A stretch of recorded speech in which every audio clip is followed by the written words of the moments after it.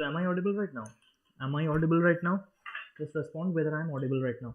So I will repeat everything that I dealt with. So I will repeat everything that I said over here. So what is transpiration basically? So we are dealing with transpiration. We have started to deal with the idea of transpiration. So what is transpiration? Transpiration is a process through which there is loss of water vapor from plant surfaces. So basically there is loss. There is loss of what? There is loss of water vapor, that is H2O in gaseous format, right? And from plant, and that loss is from plant surfaces, right? That loss is from plant surfaces.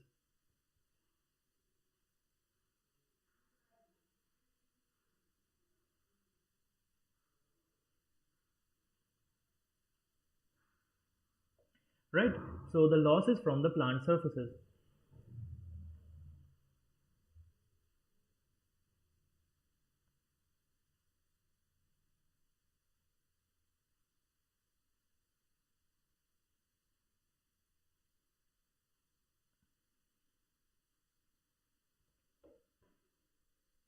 Right, do you understand what is the idea of transpiration? Now this is the idea of transpiration that we already learned while we were dealing with the chapter of absorption by plants. Now we have to go further. So what is that idea? So now if we are talking about transpiration, we have to talk different aspects of transpiration, like the types of transpiration that we have already with us, right? We have how we can measure the rate of transpiration, what are the factors that are affecting transpiration, and what are the advantages and disadvantages of transpiration. Now if you have both advantages and disadvantages, then whatever is the process, you will always try to disadvantages as much as possible, and as well as at the same point of time you will try to decrease the disadvantages as much as possible, right? So idea of increasing efficiency is increase your advantages or strengthen your strong skills and work on your weak skills. Similarly, increase your advantages and try to decrease your disadvantages, right? So we have to think about that. That means how we can decrease the disadvantages. Then we have to deal with the idea of certain very special cases. Then we have to deal with certain very special cases of transpiration. Right, we are going to deal with now. We are going to deal with types of transpiration. We're going to talk about measurement of transpiration, factors affecting transpiration, advantages, how to increase advantage and decrease disadvantage, and finally the special cases of transpiration, right? So one by one. Now types of transpiration. Let's come to the types of transpiration, right? So types. Now transpiration occurs through the plant surfaces,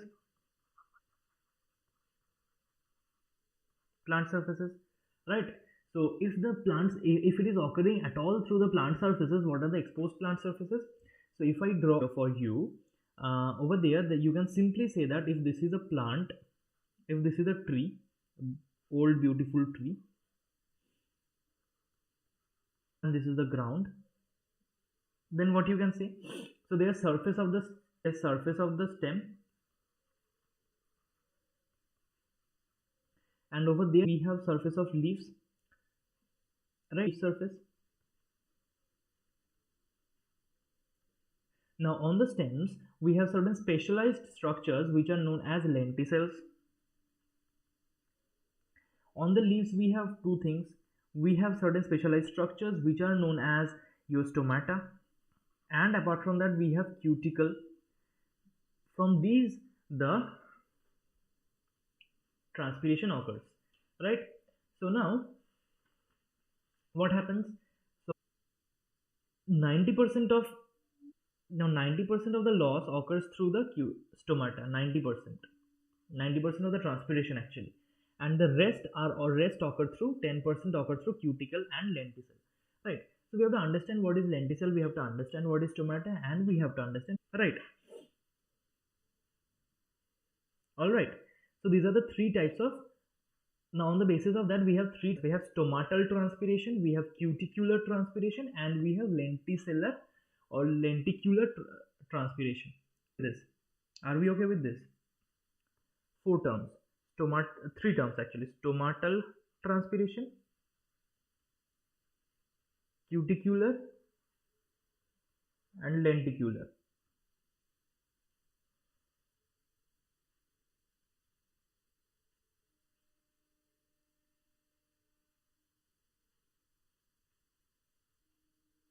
right? Now what happens? What is stomata? So on the surface of the leaves, if you see, we have this kind of structures.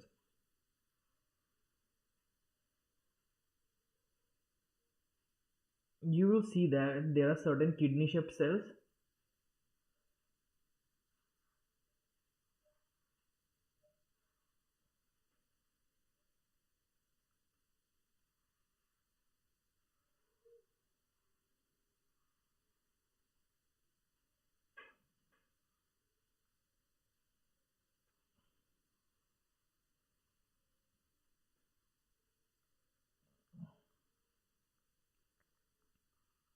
Appreciate these cells.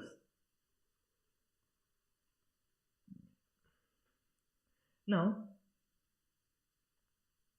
here we have what? Over here we have the central cells. The other cells that we have in the center, they also have their nuclei. The cells which are highlighted with red, so these cells are cells, right? After that we have the layer of green cells that we can see. These are supporting cells, or and this layer of cells are known as your normal epidermal cells. Are we clear till this?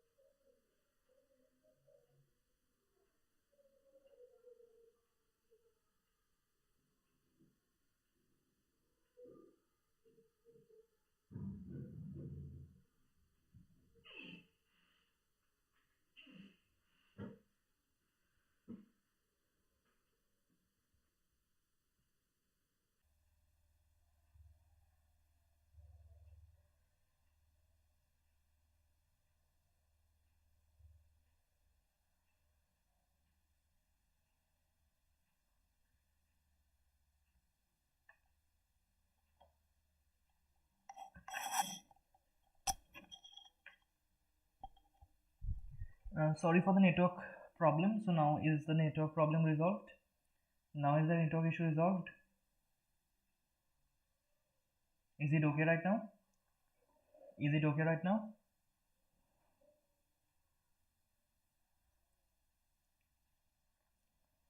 Am I audible, and is the network issue resolved?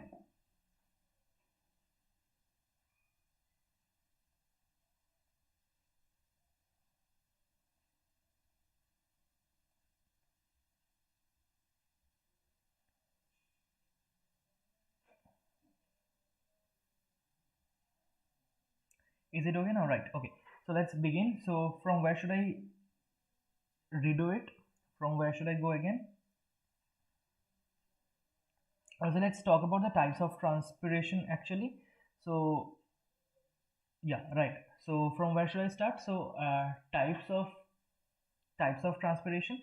Now, as we have learned that transpiration occurs through the surfaces of the plant, right? So what are the surfaces that we have? Exposed surfaces, exposed to air. So surfaces which are exposed to air can cause transpiration. So surfaces exposed to air can cause transpiration.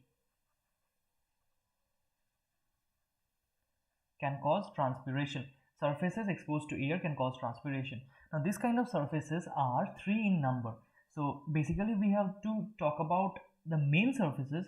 We have the leaf surface, right, and we have the stem surface. Basically these are the two things that we have exposed, right?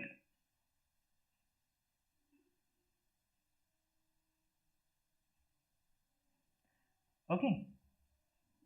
Now the leaf surface can be again have two things. It can have a stomata or it can have cuticle. Now we will discuss about the structure of stomata and what about the cuticle, right? Now over here, one thing that you should be very clear about, that the most of the transpiration occurs through the stomata, whereas a very less amount of transpiration, that is 10%, around 10% of the transpiration occurs through cuticle and the lenticle, right? So this is the idea. Now let's talk about the structure of the stomata. Now on the surface of the leaf, if you look closely into a leaf, suppose this is a leaf, right? Suppose this is a leaf. You see a leaf, you take a leaf from your garden, and then you will be able to remove a almost colorless layer. You will be able to peel off almost a colorful layer out of the leaf of your home. Whatever leaf you pick, no matter whatever leaf you pick, you will be able to peel off almost colorful layer that I have shown over here. Almost colorless layer, transparent, right? Now this layer is known as the epidermal layer. This layer that I have drawn over here is known as the epidermis. Now on this epidermis, if we focus, we can see there are different structures or openings like this. So what are the openings? So this region is the opening. So the blue line structure is the opening, which is guarded by two guard cells, which are highlighted by red. Around the guard cells, we have arrangement of supporting cells, the cells which support the guard cells, and around the supporting cells, we have epidermal cells, right, which are almost colorless, right? Is this clear? Are you clear with the arrangement of the cells over here?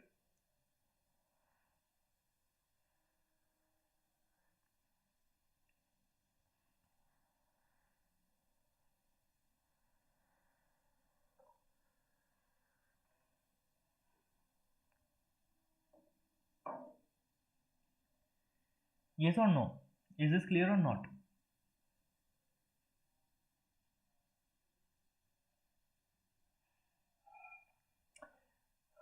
Transpiration only occurs through roots whenever the roots are exposed to air, right? And which is a very rare case. Very rare case. In very rare cases, when the root is exposed to the air, then only from roots it happens. And that's why, as it is almost 1% in your level, you do not have to consider that, right? Okay, so let's continue, right?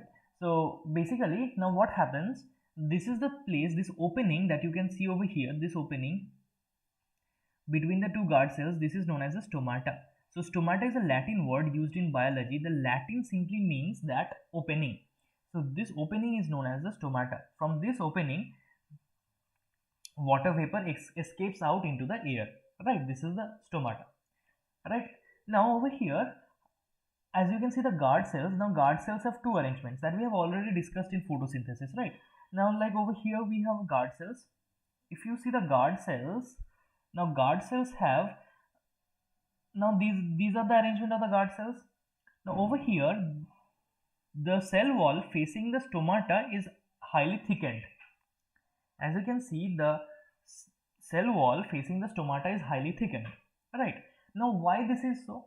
What happens? There can be two situations. When the cells are flaccid, that means there's very less amount of water in them. What happens? The cells exist in this kind of a situation. Cells exist in this kind of a situation. They are flaccid, right? Like the raisins that you get in your home. Flaccid like the raisins. Raisins are what? They are dried grapes, right? So the cells look like these dried raisins. But when water flows into them and the cells become turgid, the cells swell up, right? The cells swell up. What happens? Water is added in this process. Water is added. Now as the cells swell up, what will happen? From this, had it been a normal cell, what would have happened? The cells would have swelled up uniformly like this, right? This kind of situation would have taken place. But as this cell wall is thickened, what happens? The rest of the cell thickens up. Rest of the area is can swell up easily, but the area in contact with the thickened cell wall is not able to swell up, right? So that region remains contracted while the rest of the part of the cell gets thickened, swelled up. So as the part gets swelled up, a hole is formed between the two cells. So that's why what is that? That's why this structure is known as closed stomata,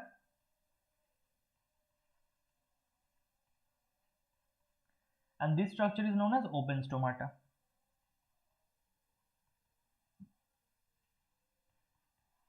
right? And what are lenticels actually? So lenticels are nothing but stomata like structures, more apertures present in the stem part of the plants, right?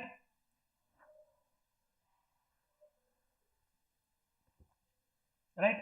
So now we are done with the types of transpiration, right?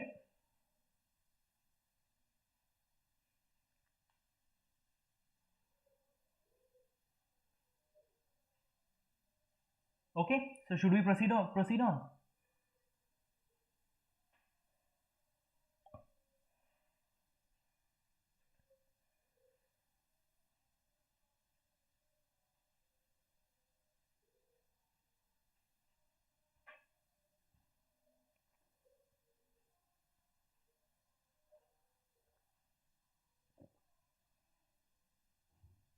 Right.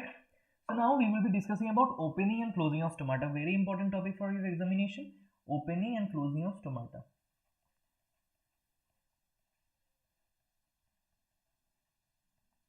Right.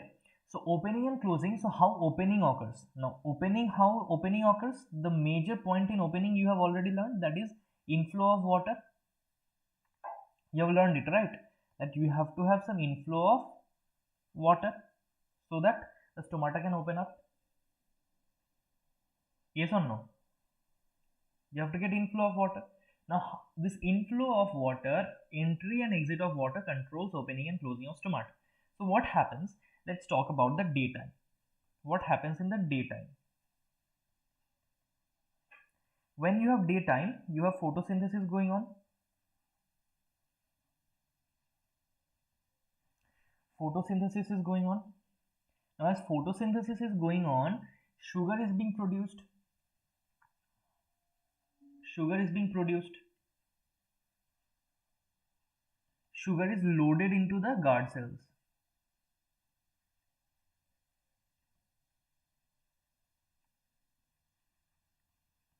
Right.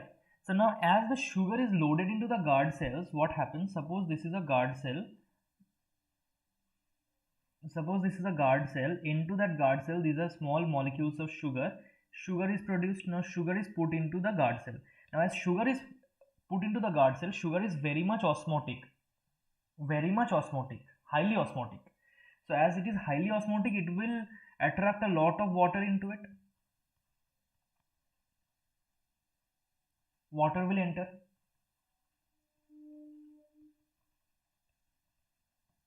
So now what happens? Water enters, or water loading into the cell. Now as water loading occurs, guard cell becomes turgid.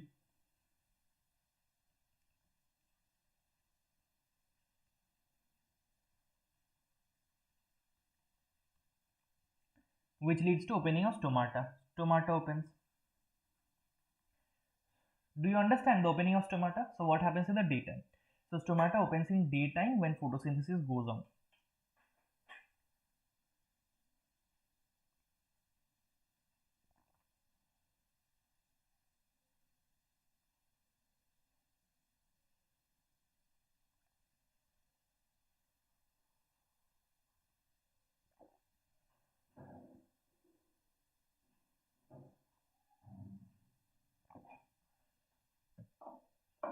Now think of one situation. See over here, we have used a term that is loading. We have used a term which is loading. See, we have used a term loading. Right. Now loading is always active transport. Active transport. Loading is what? Piling of things against the concentration gradient. So it is active transport. Right. So as loading is an active kind of active transport, why during photosynthesis we want to waste energy in loading sugar in the guard cells? Why we want the stomata open during photosynthesis at all? Isn't it? Why do we need the stomata to be open? I mean stomata to be open.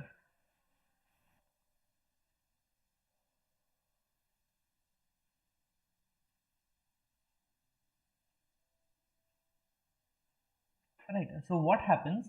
So open stomata is the site for open stomata releases O2, takes in CO2. This is what is important for photosynthesis, right? The gas exchange. For the gas exchange, you require what? You require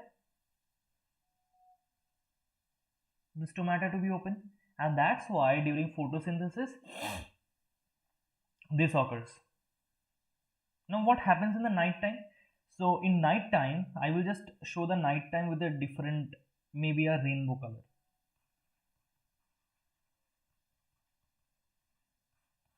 Can you see the rainbow color? So what happens in the night time?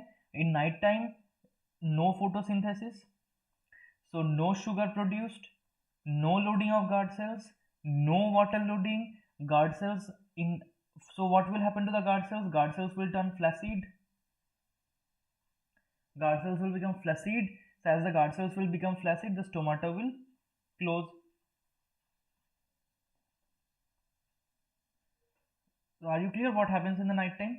So in night time you have no photosynthesis, no sugar production, no loading of guard cells, no water loading in guard cells. As no water is loaded in the guard cells, what happens? Guard cells again become flaccid and stomata closes. Now you may ask, what about the sugar that was already loaded into the guard cells? The sugar that gets loaded into the guard cells, when there will be no new loading into the guard cells, those sugars will be utilized by the guard cells to produce energy.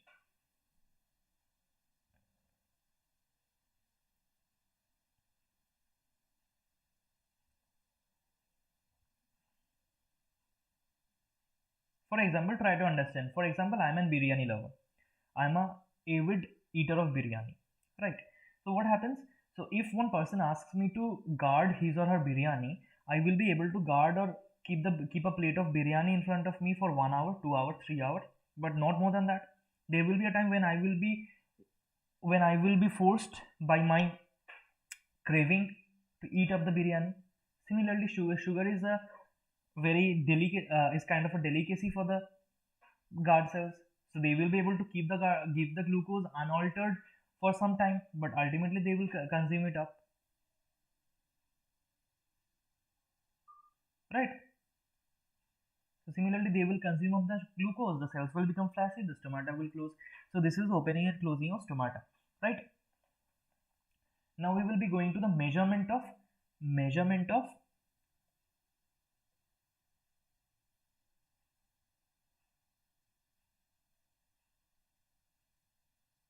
now we will be going into the measurement of. So are you done this much? Are you done with this?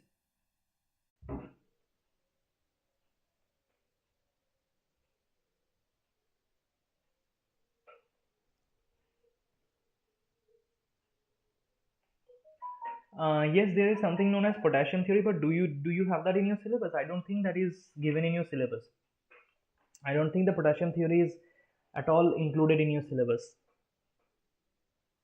I don't think so. I don't think the entry and exit of potassium is in your syllabus. Right. So basically now we are coming to the measurement of your transpiration. So basically we are coming to the measurement of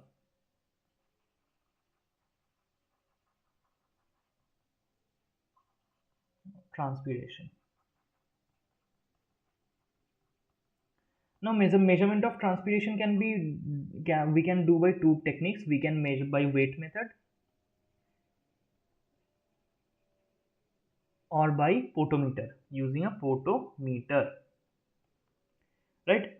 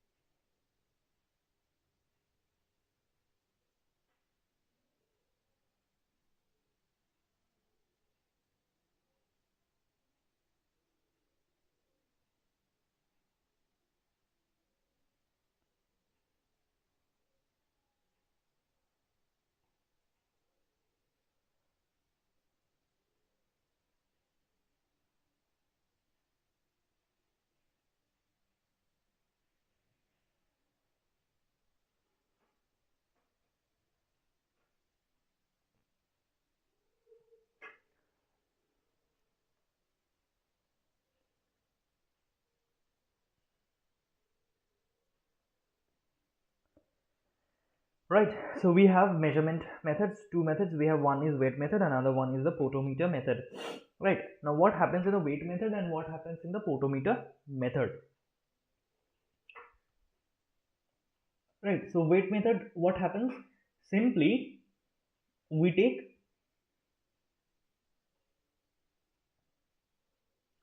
a jar. Simply I'm just telling you the principle, right? The exact experiments you can read up from your book. I'm just telling you the principle, what you do. So you take a jar. Okay, now in that jar you take some amount of water, right? In that jar you put a plant.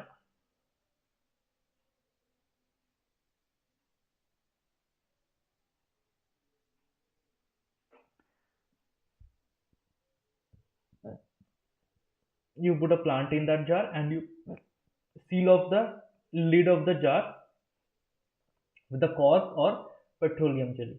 With a cork or a petroleum jelly, you seal off the jar. Right, now what you want to see? Now you weight the jar. How you can you put it on a weigh machine. You put it on a weigh machine and what you did, you weighed the jar.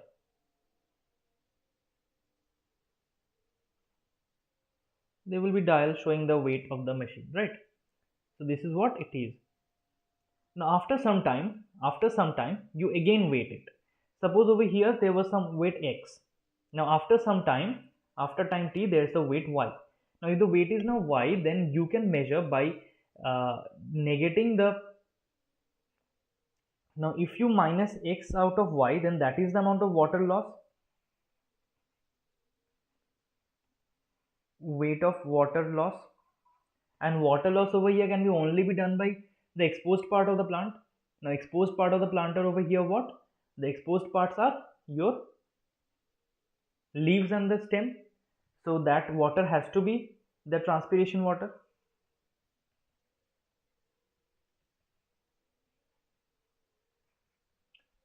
Isn't it?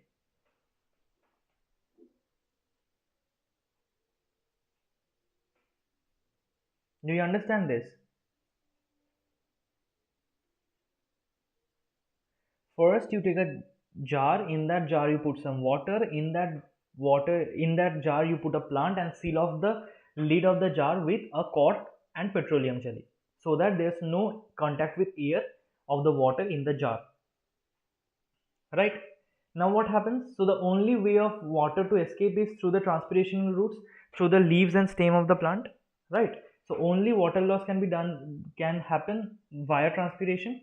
Now after that, initially you measure the weight of the jar along with the plant, and that comes out to be x.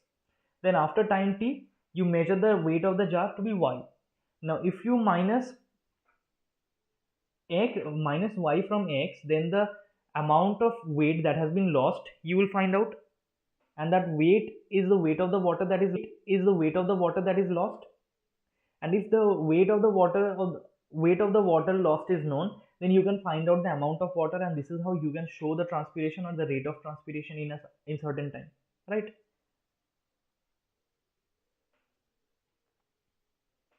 Right, this is the weight method. Now we have what? We have photometers. Photometers are certain specialized apparati for measuring the transpiration. Now we have two photometers by two very famous persons. We have something known as a Ganong's photometer, and another we have Darwin's photometer. Now Darwin is a very well known figure in the field of evolution. Whenever you will be learning about evolution, you will learn in this class, if you learn about evolution, or in higher classes if you learn about evolution, you will come across the name Darwin.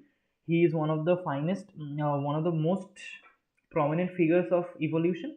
On the other hand, Ganong is one of the most prominent figures in the field of human physiology. If you ever read human physiology in college level, or you get into the field of medicine or medical sciences, you will come across his name and his book. He has a very fine book for human physiology, which is considered to be the standard book for doctors to read physiology. So that person is Ganong, right?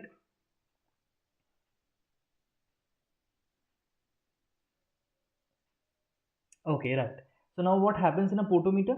In a potometer, just see the potometer very carefully.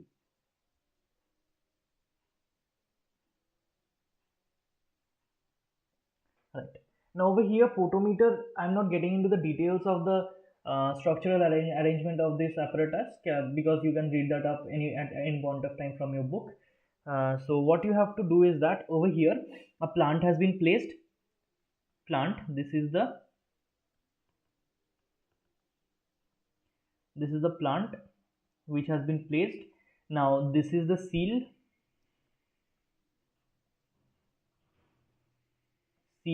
that has been put in place, right? The seal that has been put in place. This is water. Over here also you have a seal, right? Now what happens over here? You have introduced an air bubble. See, over here there has been an air bubble introduced, and with that air bubble over here you have a scale. Over here you have a scale, right? What happens when there will be transpiration? Whenever there will be transpiration or loss of water from the plant, there will be loss of water from the plant from here and there in the plant, on the leaves, the stems, etc. The water will move over here like this. There will be suction pressure that we read in absorption by roots. There will be transpiration pull.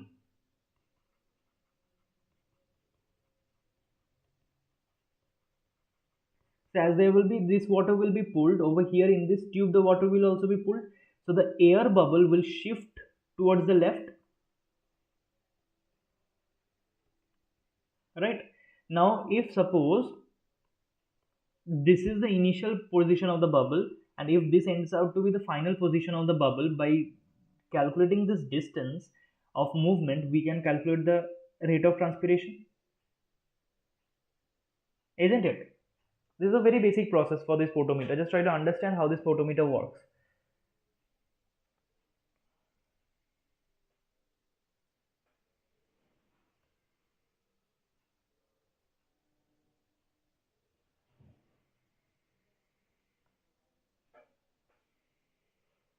Then this photometer that you can see, this is Ganong's photometer.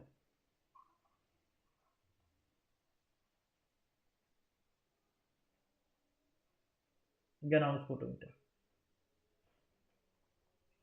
right? So if you have understood the concept of Ganong's photometer, I will move forward in our discussion.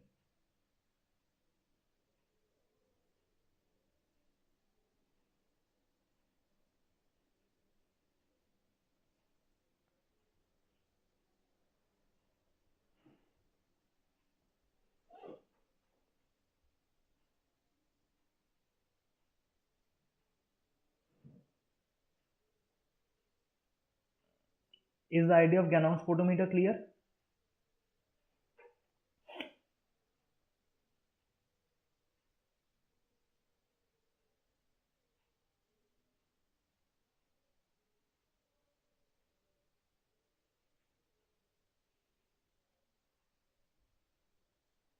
Is the idea clear? Have you understood?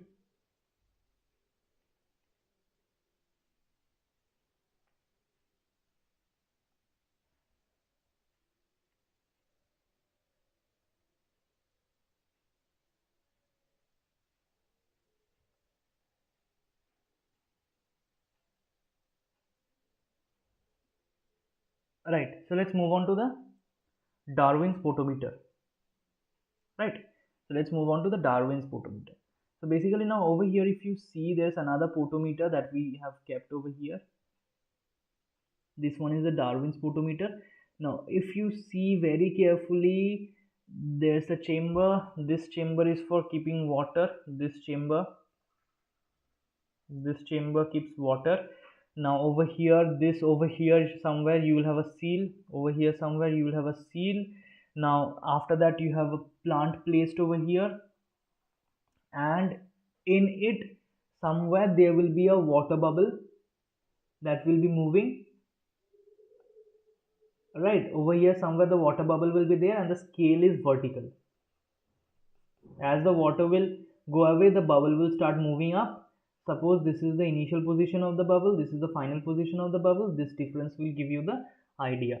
So basically this is a Darwin's photometer put vertically, that gives you a Ganong's photometer put vertical will give you a Darwin's photometer. So now we understand how to measure the rate of transpiration. We have understood the idea of transpiration. We have dealt with the types of transpiration. Right. Now we will be getting into the advantages of transpiration, and we have also learned the opening and closing of stomata. Right. Now we will be getting into the factors affecting transpiration. Right. So now let's come to the factors affecting transpiration.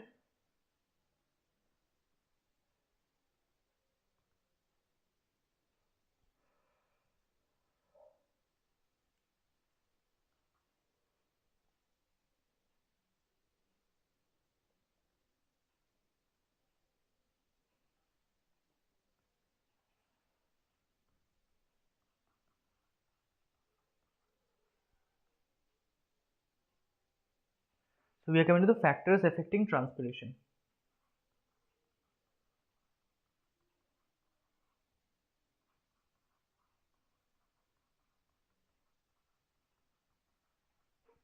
So what are the factors that can affect transpiration?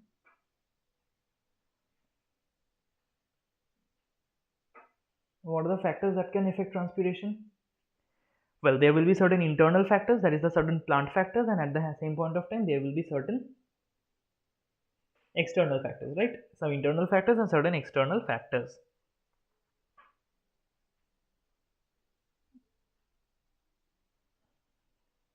there will be certain internal factors or the plant factors, and there will be certain external factors.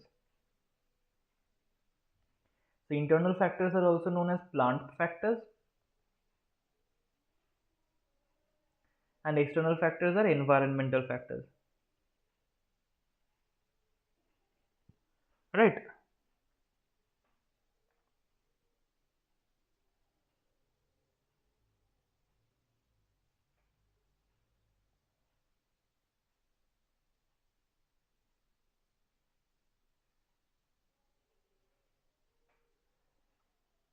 Is it clear?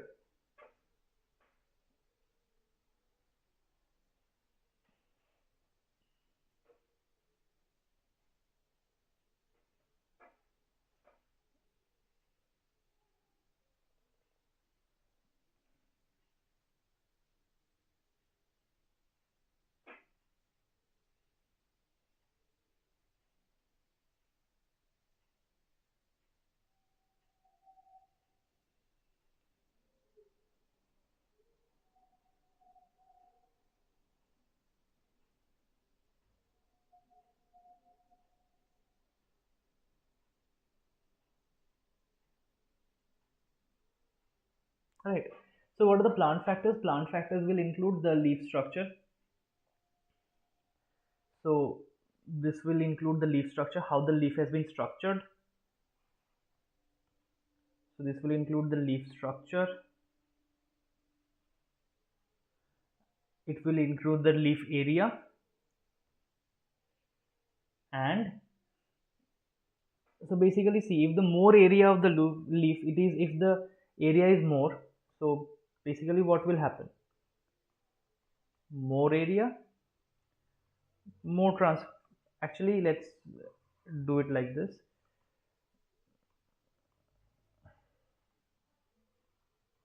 More area, more transpiration. Now leaf structure is different thing. The structure of the leaf decides how much, the structure of the leaf decides how much transpiration will occur. Now there's no direct relation with the leaf structure. Now certain leaf structures allow more transpiration, whereas certain leaf structures allow less transpiration. Right. Then we have the leaf area. More the surface area, more is the transpiration. Right. Then we have something known as succulence.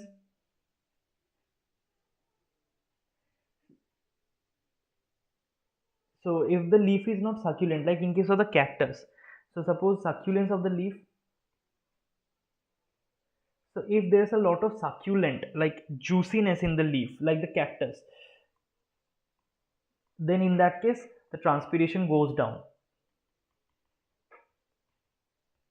Right. Then after that we have something known as root shoot ratio. Then we have root shoot ratio. Root is to shoot ratio. So root shoot ratio has an inverse proportionality with transpiration. Like if you have more amount of shoot than root, then you will have more transpiration, because shoot is the part which does the transpiration, right? Shoot is the part which does transpiration. So once you have more shoot, then you will have more transpiration. That means lower the ratio, higher will be the transpiration.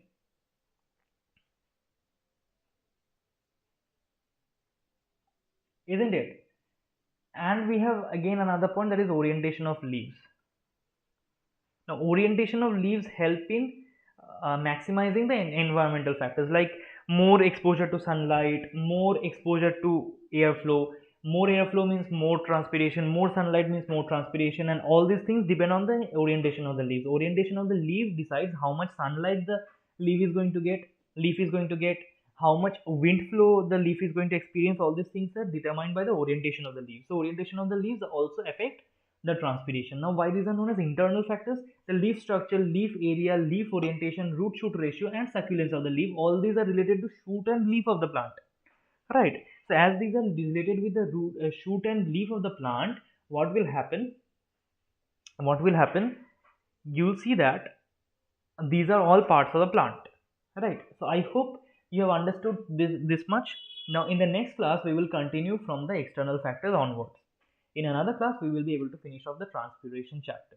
Right. So let's end the class over here today. We discussed a lot of concepts over here, so I don't want to burden you anymore with all these concepts of botany. So let's end the class over here. We will continue in the next class, right?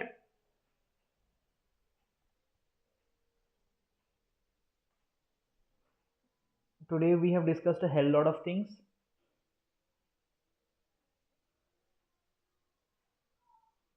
We have discussed so many things. If you can see, we have discussed a lot of things.